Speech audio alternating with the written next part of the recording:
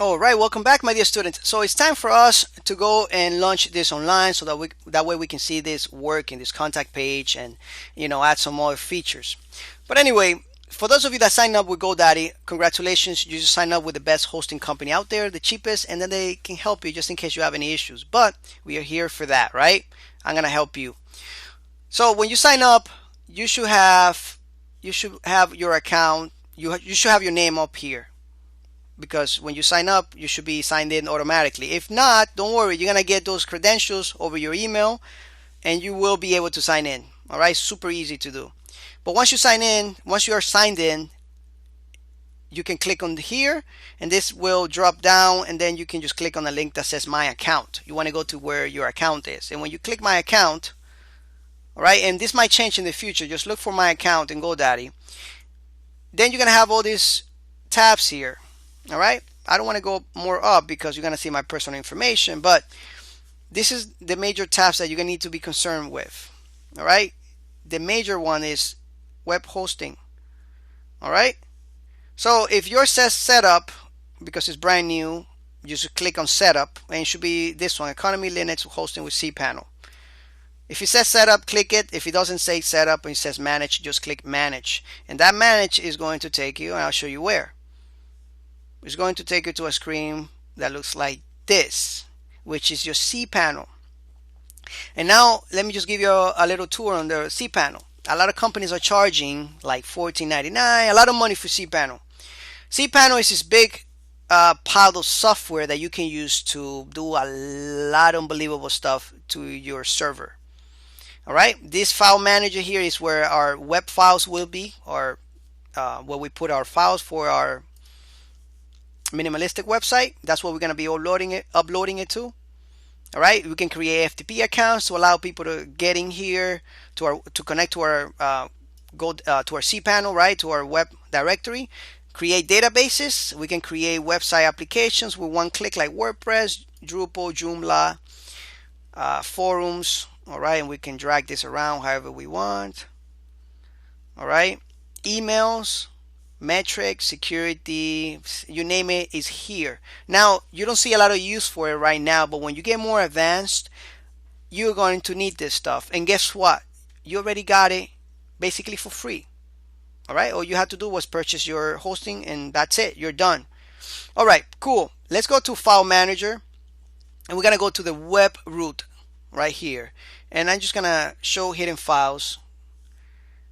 I selected that. And now here, you're probably not going to have all these files if you just sign up with GoDaddy, but I have all these files because I have a couple applications in here.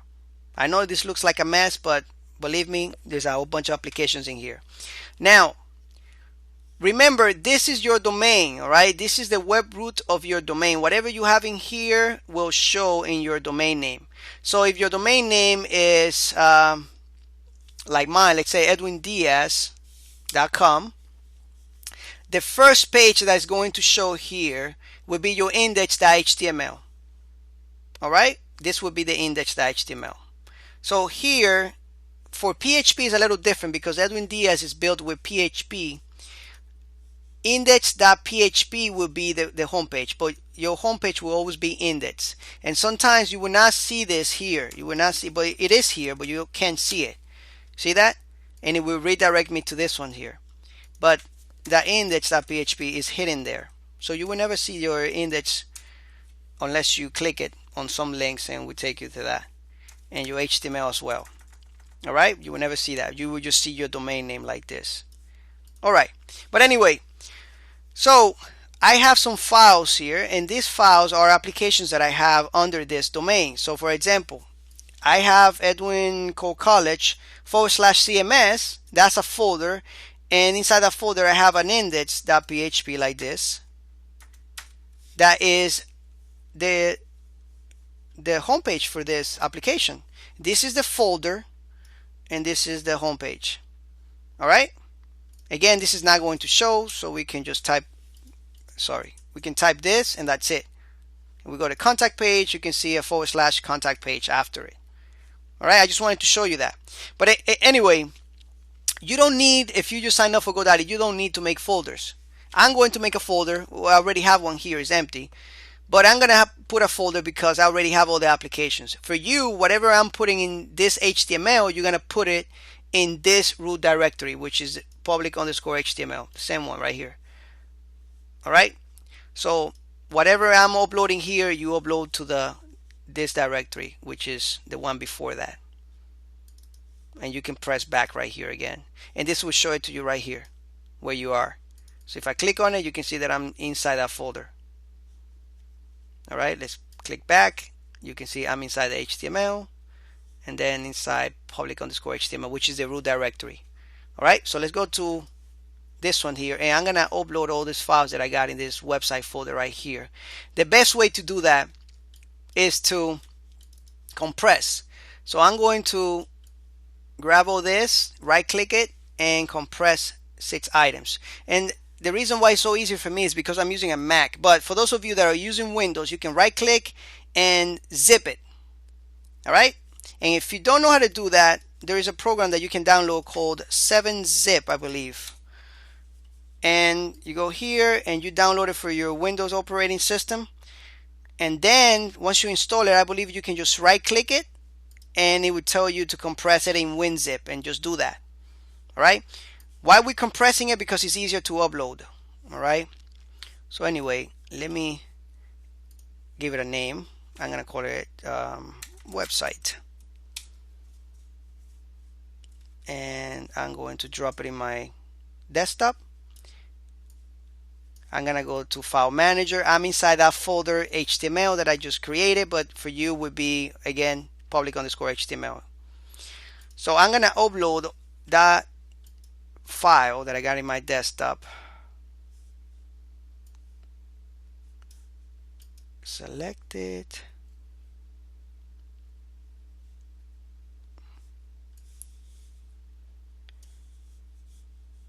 All right. And that file's name was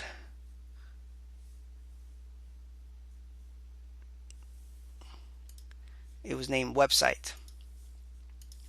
All right, I selected it. Sorry about that. I think I went to the wrong screen. All right, so I selected it. Once that opens up, you select it and starts downloading. You can see here when it finishes. You see it? So it's complete. We can go back and we can click reload right here, and you can see that in here. Let's right click it and let's extract it to that same folder. Extract, close, and now you can see all your files right here. All right, so now if we go to that domain name of yours, well, in this case it's gonna be my domain name, right? Let's go to, let me show you how that is looking, and to the folder HTML, and as you can see, the website is right here. So if I click on the pages, everything is working. The best thing is that we can make our, oops, that's because I have another application in the Edwin Code College right here.